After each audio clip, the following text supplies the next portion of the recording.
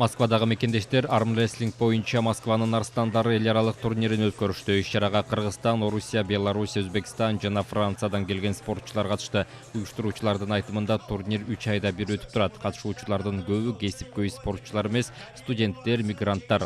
Уюштуруучулардын айтымында спорт элдерди бириктирет, сабырдуулукка жана бири-бирин сыйлоого чакырат. Иш-чарага жалпысынан 105 спортчу катышты. Кеченин кульминациясы москвалык мыкты атлеттер Александр Клейников менен Артем Меркуловдун кол кармашуусу болду. Бул кармашта Артем Меркулов күчтүүлүгүн көрсөттү.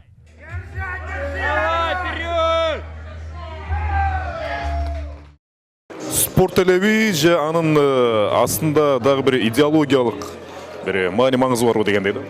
Эң биринчиден спорт, анан ошол спорттун аркасы менен, спортту шылтоо кылуу менен, ошол биздин чет жерде иштеп жүргөн кыргыз жаштарыбыз, ошолордун баркын көтөрүү менен, ошолордун жүрүш турушун оңдоо менен, жакшы жолго чакыруу менен ушул турнирди өткөзүп келебиз.